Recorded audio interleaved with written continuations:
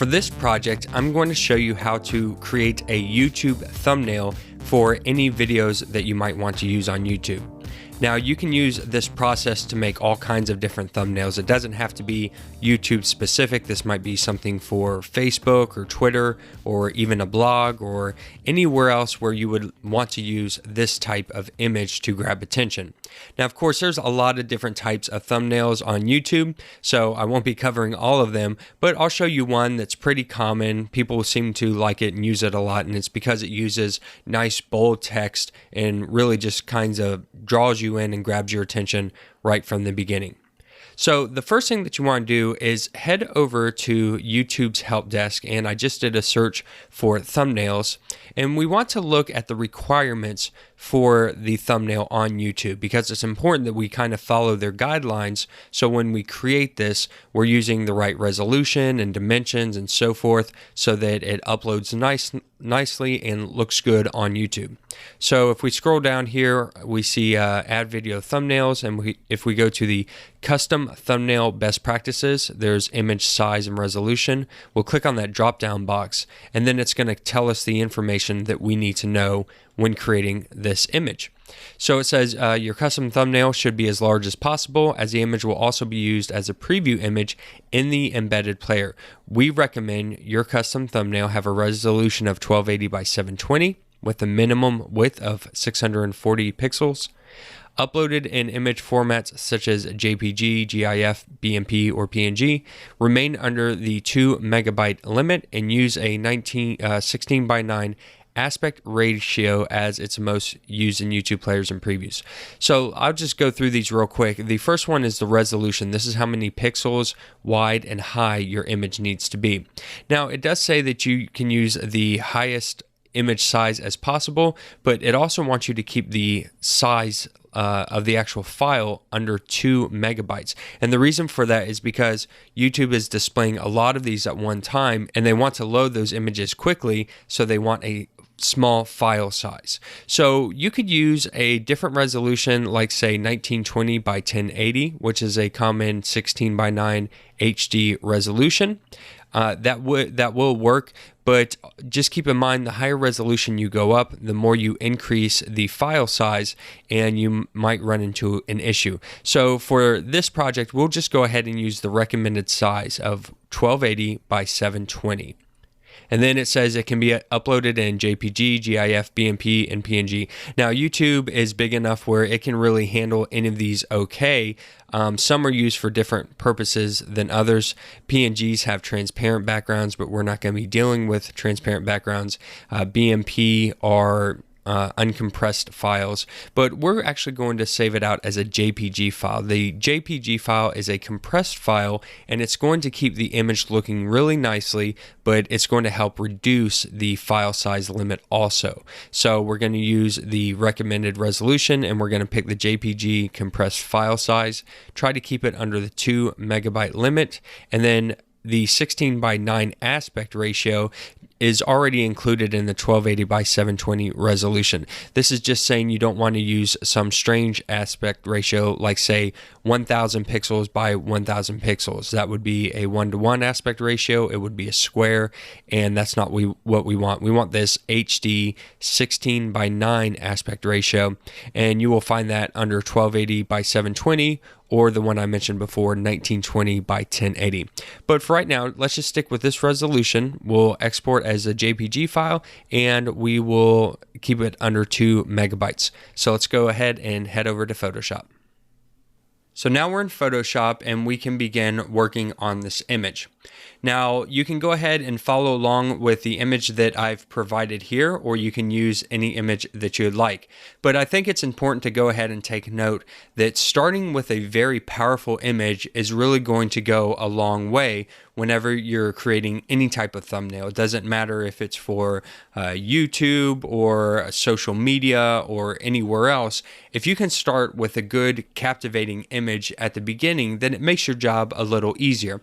So this is just a stock photo that I found online under the free Creative Commons license, and there's plenty of websites you can check out. Some of them are pexels.com, pixabay.com, and splash.com. Flickr has a free Creative Creative Commons area, and there's you can find a bunch of different photos that you can use online. But this is a great image because it has good composition, good lighting, it's very powerful, and the image stands on its own. So just sticking this image up into a thumbnail by itself would really pull the audience in. They would notice this image. You may be using an image of yourself, and if you're doing something like that, maybe you want to take a handful of images and pick the best one, or find an image like this. Now, like I said, there's different types of YouTube thumbnails that you can create, and so this is just one version that's kind of popular, but I'll show you how to create it now. So if you want to follow along with this image, go ahead and open up that image now. Now, if you go ahead and you look in the document properties panel, you will see that this is a very large image. It's almost 6,000 pixels by about 3,700 pixels, give or take. So it's a lot bigger than the resolution that we need for YouTube. Now, we could go ahead and trim down the canvas size and resize this, but I'm going to show you how to open this up into a new document. So if you ever want to move images or photos from one file to another file, I'll show you how to do that.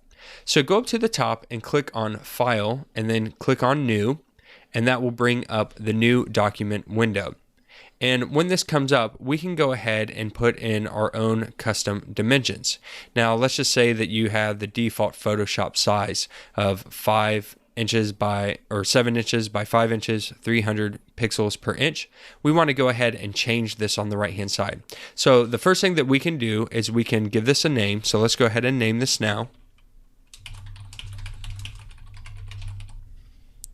And then we want to change the width and height. Now, we're not working in inches, we want to work in pixels. So go ahead and click on that drop down and then select pixels. And you can see the pixel dimensions are 2100 by 1500. Now, we could do a higher resolution like 1920 by 1080, which is 16 by 9 in high def, but we're going to stick with YouTube's recommended standards because we want to keep the file size small and we want to make sure that it loads really well, and so we need a smaller file size. So let's just go ahead and put in the recommended amounts of 1280 by 720. That's still a 16 by 9 aspect ratio. And we're going to take the resolution down to 72 pixels per inch. 300 pixels per inch is great if you are working with print media, but anything online, you want to keep it a little lower, again, to reduce the file size. We can leave the color mode to RGB since we're working online, and we can leave it to 8-bit colors. Again, we want to keep the file size low, so we want to keep the amount of colors down. Now, the background contents, we're not really going to use a background. We're going to use the image as our background. You can make this whatever you would like, whatever feels comfortable. If you like starting white or starting black, if you grab this scroll bar over here and go down, you can actually make it transparent, which if you've used Photoshop in the past to create new documents, this might feel better for you too. So we'll just make it transparent and then hit the create button. Now that is going to go ahead and create the new document for us. And let's see, if we go to, okay, so I went to the move tool and I just clicked out in the center, and you can see on the right hand side in the properties, it's 1280 pixels by 720 pixels at 72 pixels per inch. So this is the right size and resolution that YouTube requires, and this is what we're going to make our image in.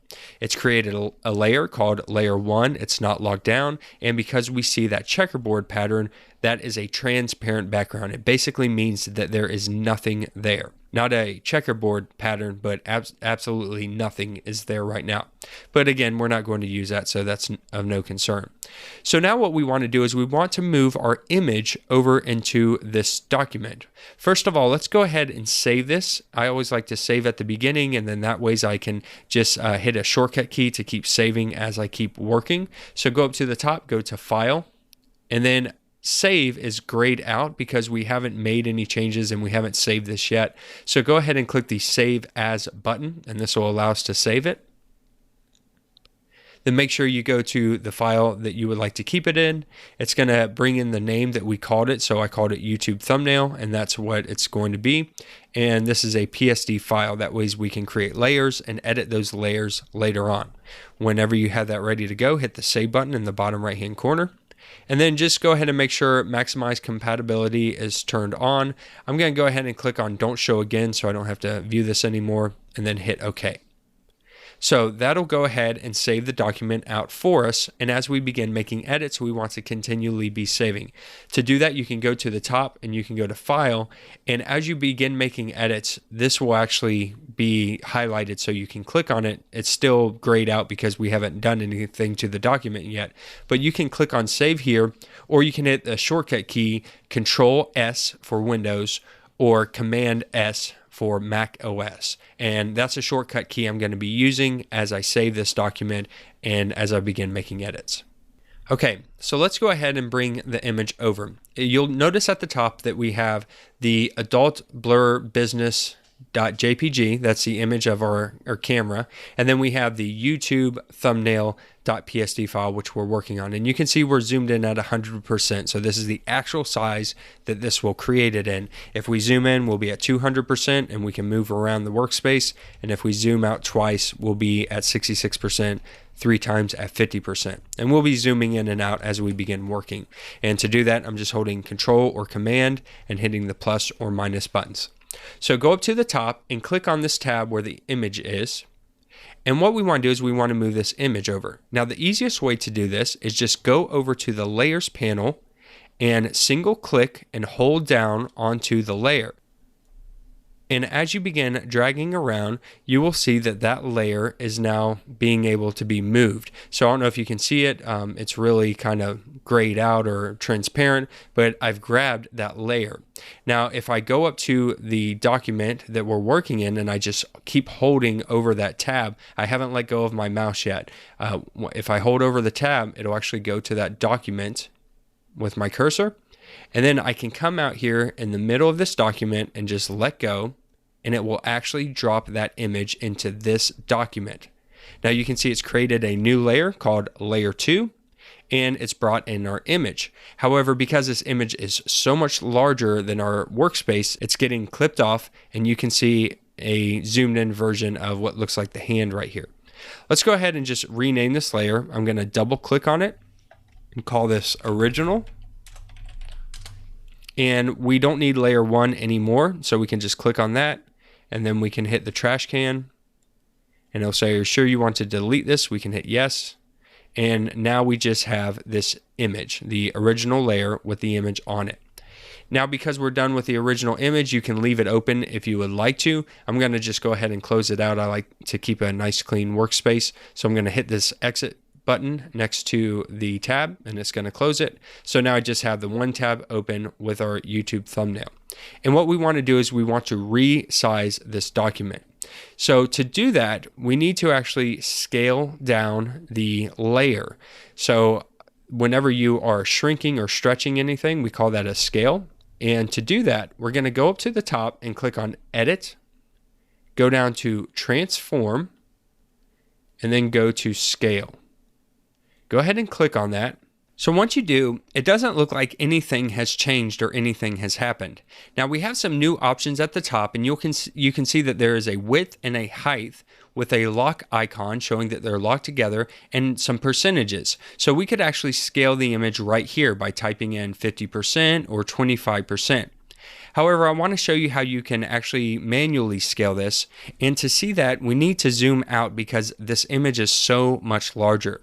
So I'm going to hit Control or Command and hit the minus sign a couple times until we see the bounding box of that image. Now this is how big the image actually is. If you remember, it's 6,000 pixels across, and our workspace is only 1,280, so this is a much larger image. Well, to scale this down, all we have to do is just click on one of these corners and then drag it in, and it will scale it down for us. And as we do, you can see a tooltip pop up that shows us the new dimensions. So I'm not going to go all the way just yet. I'll go ahead and grab this corner and pull this side in. And then now that we can work with this, I'm going to go ahead and zoom back in. So I'm going to hit Control or Command and the plus key. And now we're into a nice workspace where we can see everything, and we can go ahead and bring this in a little more. So I'm going to go ahead and bring this in until the edges touch. and this looks good. Now you'll notice that it's overshooting at the bottom and at the top just a little bit. And the problem is because this image isn't the same aspect ratio as the 16:9. I'm not sure exactly what it is, but it's a different size than what our workspace is. So the only way that we could compensate for that is if we grab the bottom handle and we brought that in to line it up. We could get the bottom to line up, but as you can see, it gives us a blank space on the left and right hand side, and that's not really what we want, because whenever we export this image, it's going to fill that in with black and our thumbnail's not going to look right. So I would rather at least line up the sides and then move the image up or down based on what I want to see in the image. So for instance, I've got the image at pretty low to the bottom here, and you can see that he's kind of sitting a little lower, the camera's a little lower than the midline, or we can move it up. I can click and drag, and then it'll snap to the center once I see those purple guidelines pop up. So now the camera's right in the center, and this looks pretty good. This is definitely something that we could use, or I can move it to the top where he's a little bit higher than the midline and it's cutting off his hat. We see a little more of the body. It all depends on the image that you're using and some of the white space and negative space and the focal point and so forth. For this particular image, what I'm going to do is I'm going to go to the center, and I don't want the camera perfectly center because just with basic composition, I like to have everything a little bit higher or lower than the center line. So I'm just going to move it up slightly above center so that the camera is not perfectly in the center, but it's just above it, and this looks like a good composition. His hat's getting chopped off a little bit, which isn't too bad because at least the hat's not, touching the borders, and it looks really good here. So once we have that where we want that, you can just go ahead and hit the enter key and it will save that scale. So now we have our image where we want it, and what we want to do is we want to create a duplicate layer and then lock down this original layer. That way, if we ever have any problems, we can come back to that original layer. It's just something that I prefer doing whenever I begin working. So if you go over to the original layer, you can right click, and then you can go up to duplicate layer. And then it's going to ask you for a name. So we're just going to call this man, and then we're going to hit OK. And it has just made a duplicate of that original layer. Both layers are exactly the same. So here's the original layer. If I hide it and show the man layer, they're both the same. So let's go ahead and we'll show the original layer, and we want to lock this down. So go ahead and click on the lock icon for that layer, and you'll see it pop up over here. And now that is locked down, we can't accidentally move it or mess it up. And let's go ahead and hide it too. So to hide and show things, there's a little eyeball in the layers panel. If you click on the eyeball, it will toggle the visibility on and off. So if I turn them both off, we see the transparent background. If I turn on the original, it's there, but we want to hide that. And let's go ahead and turn on visibility for the man layer. Now what we're going to do is we're going to do all of our editing with the man layer and leave the original alone. And that's just, something that I prefer, because if I ever make a mistake or I get too many edits going on at one time and I can't back out and I need the original, I have it right here for me. So this is a good setup. Let's go ahead and save this out now so that we can always at least start back at this point if, say, the computer crashes. So I'm going to go up to the top, I'm going to go to File, and then I'm going to go down to Save. Or you can hit Control S or Command S to save that out. And that'll just go ahead and overwrite the YouTube thumbnail.psd file that we saved out. Now going forward, I'm not going to tell you every time that I save, but I recommend that you just do it, especially if you make any really good edits or as you begin working for any amount of time. Learn that shortcut key, Control S for Windows or Command S for Mac OS, and just constantly be saving that document. Or some people like to save multiple versions. So as you do one set of edits, you might call it YouTube Thumbnail 1, and then you do your next set of edits and you call it YouTube Thumbnail 2, and you make kind of version histories if you need to go back in the time and go to a previous version. But I'm going to be saving as we go throughout this editing process. I'm just not going to tell you every time that I do it, but I do want to make sure that you get into the habit of saving often.